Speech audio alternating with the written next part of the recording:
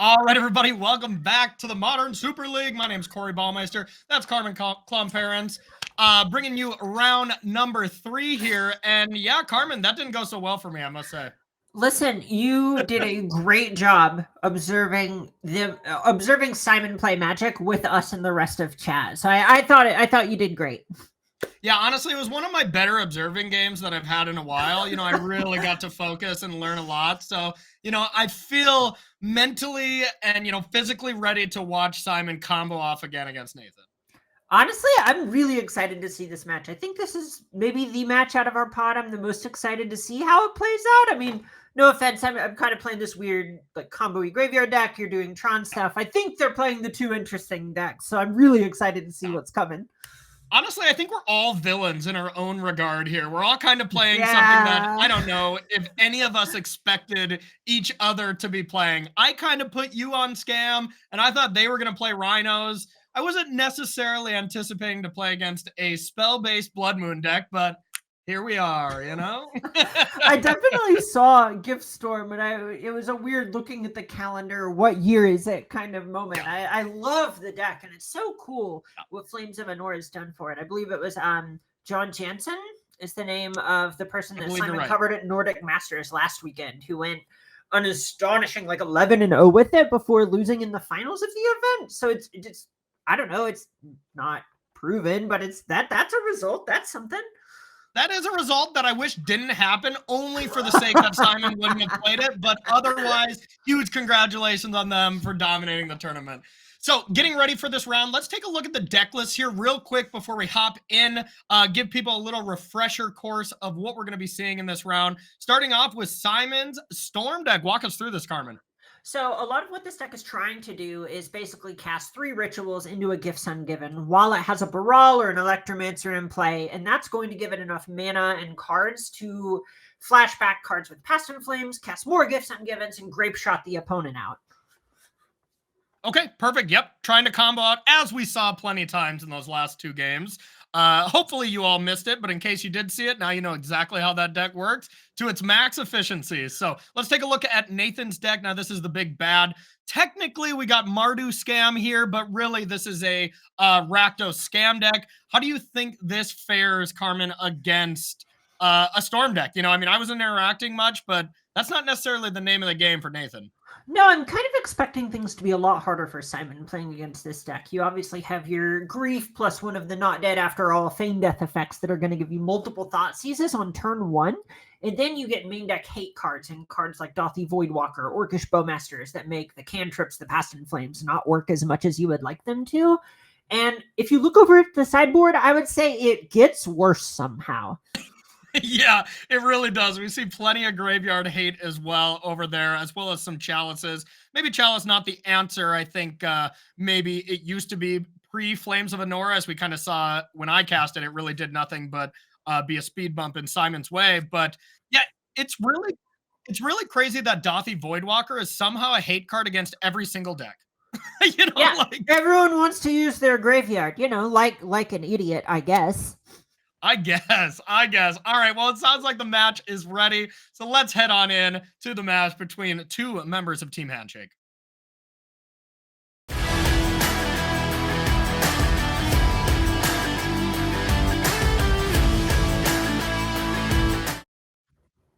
All right, everyone, welcome back to the match here. We got Simon up against Nathan Steuer. Looks like I don't see exactly who's on the play, but how important is that, Carmen, to be on the play here? Is it not that relevant? Honestly, I'm not even sure if you want to be on the play or the draw if you're in the Storm seat, because a lot of times you're thinking, hey, I want to get out ahead of something like Grief, but against Thoughtseize decks, just having a higher number of resources, aka being on the draw, can be even better. So I really could see these 2 players doing some strange stuff with going first and going second. Yeah, I love that. I love the old going second thing. I mean, I believe, you were around back in those days as well. We can show our age, where it was like Rakdos Dark Confidant Mirrors, where you would choose the draw instead of the play. I love those kind of dynamics. Yeah, it was always so interesting. It's, old blue mirrors, for example, where you just go, look, I want to Absolutely. hit a land drop, and neither of us are going to cast a spell till turn 8. So who cares if my turn 8 comes first? Now these young whippersnappers are casting 4/3s for 1 mana that also double Thoughtseize. Back in my day, we wouldn't do anything anywhere near like that. Okay, hold on. It has menace, and you left that off. Oh, sorry. Yeah, I was. How could I be so foolish? All right. So Sevens looking at from both the players. Pretty yeah, nice. and I was thinking, what about that hand from the top from Simon there? We haven't considered, but is that a little risky? Yeah, this is a spot where Simon can't really afford to sandbag any of his cantrips because Steuer can just bring an Orcish Bowmasters and punish him for even casting things like Consider. Yeah, I suppose the old consider preordained deck. Orcish Bowmaster does a number on it. At least you have the one thing going that you can kind of cast one of these considers or preordained per turn and not lose, like, let's say, Baral or your Electromancer, but it's still going to be damage that's going to add up pretty quickly. Oh, and it looks like Simon actually missed on a land on this Consider? Wow. Is this hand just awful now? I mean, it's definitely awful without a land. Right, and yeah, a lot's riding on this next draw step from Nielsen. A lot of Past in Flames, Gifts Ungiven, just 4 mana cards. And speaking of needing a land, ooh, there it is. That's a big draw as well. But I loved your match, Carmen, against Nathan Steuer for that game 2 where you're like, all right, all I need in these 2 draw steps is a land and a Shardless Agent. Oh, there they are. Look, I wasn't winning a game where I didn't draw them, so I put the cards in my deck to draw them. I loved it. That was an awesome moment. And now, what do you think Simon's thinking about? It's just jamming Baral? Yeah, just jamming Brawl or holding up. No, that's not a reman in there. I kind of thought that was reman and gifts, but I think you're just priced in, right? What are you going to do if you just say go here?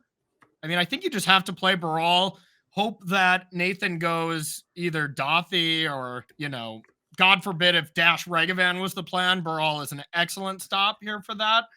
This surprises me a lot to not go for a creature here. Ooh, yeah, and it looks like not much red mana actually on Steuer's side. Maybe that played into it, but Dothy Voidwalker hits the table for Steuer. Yeah. And I mean, I guess the Fury would have dealt with Baral, so it's not like it would have been, Simon just going off this turn or anything, because Fury is very primed to deal with this anyways. But now it looks like Simon just said, enough is enough. I got to at least play something here to get on the board before this Dothy starts presenting some damage. Right, and when you're just drawing spells and you're choked on mana, it's generally better to just play your cards so you don't just die with a bunch of uncastables in your hand.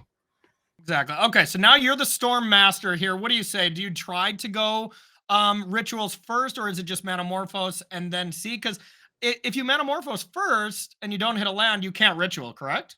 Yeah, I think here I would be inclined to just Manamorphose and cycle it if I were going to do anything, but you're about a land away from really being happy about casting any of your big spells, and you're not under a ton of pressure. Hey, hear me out, though. You can go ritual, Manamorphose gifts, okay? I mean, that's an option. That's legal. That's just allowed. Like, no one will even arrest you. Game actions are fun, okay, Carmen? I didn't take a lot of them last match, but, I watched so many game actions. Hopefully I get to click a few more buttons against you. All right, let's see what the game action enthusiast Nielsen does. It's not Jam Baral, that's what. Yeah, go into second main phase, I guess, to get a vibe if there's any other instant speed stuff from Nathan or just maybe a second guess. I think I would jam Baral here, though. Wouldn't you? Yeah, it's so tough. I feel like you almost have to, but you can't exactly combo under a Dothy Voidwalker either. Right? Just because it's eating all the cards in your graveyard, your passive flames don't do anything. It's a little unclear to me what Nielsen is drawing to. I would guess it's just either a land or a natural grape shot, but yeah, being able, I mean, yeah, that's a good point. You can't really Gifts Ungiven and then just Grape Shot's automatically going to hit the yard, which is going to get exiled. The one thing that is pretty nice with Grape Shot here is the copies will kill Dothy Voidwalker, so the original one actually goes to the graveyard, but that's the only silver lining here in this aspect for Simon.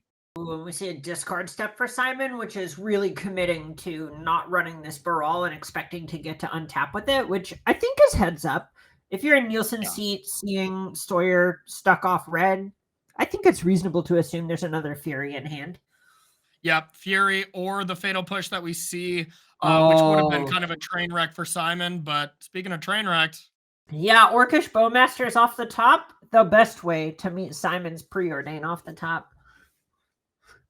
Were you involved in creating that beautiful card, Orcish Bowmasters?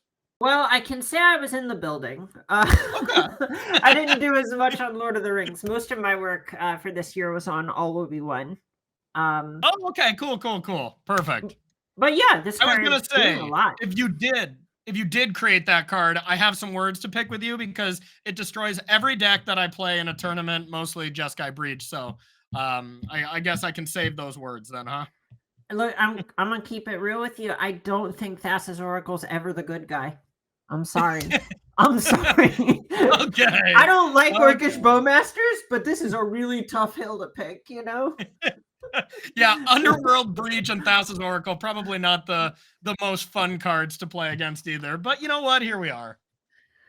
All right, here we are watching Simon Nielsen just combo into Orcish Bowmasters. Love it. I assume he's conceding. Yep. All right, that's game number 1. Going to Nathan Steuer. And a little reminder for everyone at home, these players are 1-0. They defeated us. And the winner of this match advances to the winner's pod to be playing around week 5. And the losers will be playing afterwards. And so far, for Carmen and I, we got some work to do to not be in that loser's pod here in a couple weeks. Yeah, definitely got our work cut out for us. We're at least going to have to go through each other after this match. But for now, it looks like Simon is taking out Remands, taking out a Gifts Ungiven, just trimming a lot of cards. A lot of respect being paid to the 2-mana Hate Bears that Steuer is able to bring. Like it. Remand, well, it is excellent against Tron. Not so great up against the deck. That's a lot of 1-drops or free cards in general here. Flames of Anor is staying in, though. That's actually a card that I've found to be quite good against these Rakdos Evoke decks. Just any time you can get that, well, essentially 3-for-1 if you kill a creature and draw 2 cards, it's really devastating for that deck to come back from. Right, it's easy to get caught up in the details of stuff like Orcish Bowmasters and go, oh, I can't play any card draw, what have you. But you still have to win a game, right? You're not winning games that you don't check the Bowmaster anyway. We see a bunch of Spike Field Hazards. We see these Lightning Bolts coming in. If you're checking the Bowmasters, you do need ways to gas back up. And Flames of Anor has been remarkable at that role. Yeah. Absolutely. So now how does Flames of Anor work with a Bowmaster on the battlefield? It happens in order, right? You have to draw and then you would kill the Bowmaster, so they would automatically still get 2 amass. Is that correct?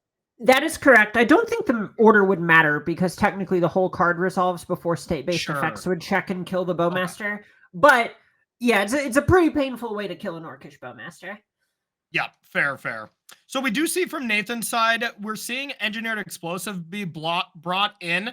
Now, normally with just Goblin Electromancer and Baral, that is not necessarily the plan that you want to have. But this is an open deck list event where we do see Empty the Warrens in Simon's sideboard. And while that card maybe is not as good against, a Karn deck with a bunch of EEs in the board, it's a lot better against Nathan where he would have to naturally draw EEs. So I believe he left in 1. Maybe he took them all out there at the end. Yeah, it looks like there's a lot of waffling on if Steuer wanted to have, say, the pressure of something like Fury or the consistency of Fable of the Mirror Breaker and ended up trimming copies of Fury.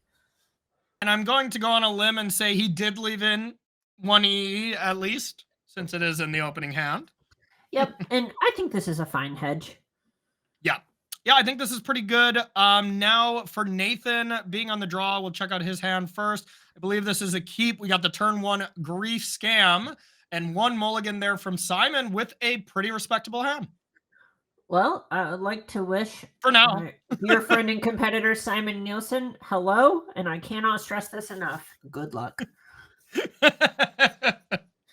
Yeah, absolutely. Well, Carmen, if it looks as bad, for this game as it kind of seems on surface value for Simon, I kind of hope I lose to you so you can at least have a chance up against Simon. Otherwise, I just have the great joy of losing to him again. I mean, and I believe it's in the comp rules. I'm a bit rusty, but a player can concede at any time. So here it around, just maybe be thinking about that. Gotcha. But you got to still remember the pride from Magic players, and I think the last time we played was at Pro Tour Hogak in the limited rounds where you Hogacked me. And I was like, dang it. Oh yeah, no, it was really nice. I very skillfully had Altar of Dementia and Hogak in our 40 card format. Yes. Well, I do remember I passed to you and I picked between Hogak and some other card, and we talked after that match, and I was like, should I have done this? And you're like, absolutely not. I was like, okay, so I deserve it.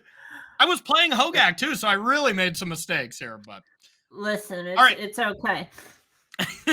Getting back to the game here, we have Desperate Ritual and Flame of Anor being taken with the double grief, leaving the two creatures. So Nathan is just saying, you know what? I want you to play out these creatures and maybe get some value off something like EE, but decides the spells are much more problematic and much more of an urgent threat. How do you feel about that?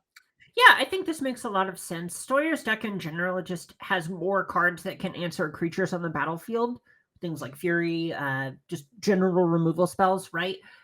Than it does more hand disruption at the point that you already have a grief on the battlefield. So I like this navigation from Steuer. And we see Engineered Explosives on 2 in particular, just saying, hey, what's up, Goblin Electromancer? Yeah. That's interesting to me. It almost seemed like Nathan could have gotten a little bit more value if he didn't play it right now because, well, the one thing that Baral and Goblin Electromancer have going for them is their toughness adds up to 5 instead of 4.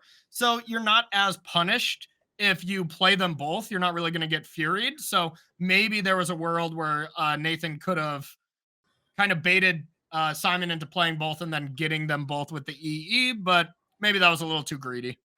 Yeah, I suspect that players at this level aren't necessarily going to just take that sort of bait unless they're literally going to be winning the game. Yeah, absolutely. Oh, Simon gotta feel relieved to cast a Preordain into a tapped out opponent that could have Orcish Bowmasters. You just feel like you're getting away with something every time. As high dopamine as cards like Preordain are, this is even better. Oh, 100%. Anytime I can get value off beating an Orcish Bowmaster, I feel good. So that is for sure. See, Preordain picked up a Goblin Electromancer. Just a bunch of creatures here in this spell-based Storm deck is not really ideal for Simon. He's one land away from casting a copy of Gigantha, which not the best against grief. Yeah. But not the worst. No, grief trading with Electromancer or whatever, that's, completely reasonable here. 5 power and 5 toughness are good numbers against a lot of what this Rakdos Evoke deck is bringing. Yeah, really true, especially when you get these kind of grief take 2 cards from you starts from the scam deck. The companion can actually really add up. It's no Yorion or anything like that, but it's still a nice power and toughness. Steuer at this point just weighing, okay, I think I've probably got this game, but I need to make sure not to throw it. Yeah. Yeah, now it's interesting to either cast Fatal Push or just EE here and leave the Fatal Push. It's more mana efficient, but yeah, we'll see.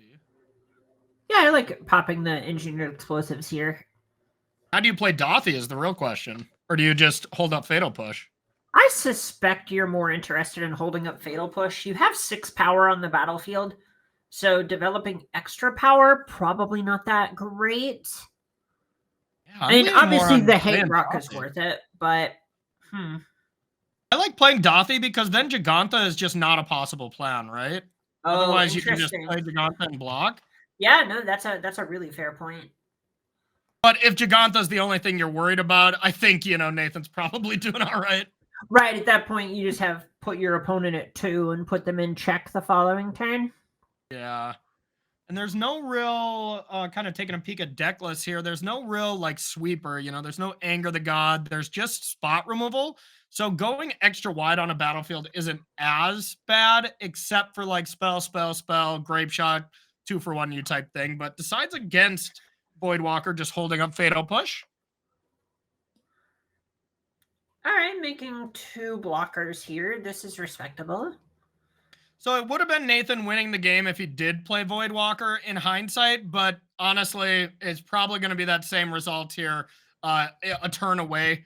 Really tough to think what Simon's draw could be that would equal a win with a Dothy on the battlefield. I mean, otherwise it'd be gifts, but I don't think that's enough here. Yeah, I think it could just be remand into combo is most of what he was worried about. So this is just 100% in 2 turns instead of 85% in 1 turn. Yeah. Yep. Nice disciplined play by Nathan there to pick up this W. And I mean, really, would we have it any other way here? You know, maybe you would for the first round with Nathan beating you, but you know, the world champion being the first one into the winner bracket can't really surprise too many people out there. Look, personally, I would have to say there are other ways I would have rather had it. Like, you know, just anecdotally, but yes. I understand other people's perspectives. Yeah, it's a little tougher to be like, wow, we really expected that person to be the first one into the winner's bracket when we're also playing in the event.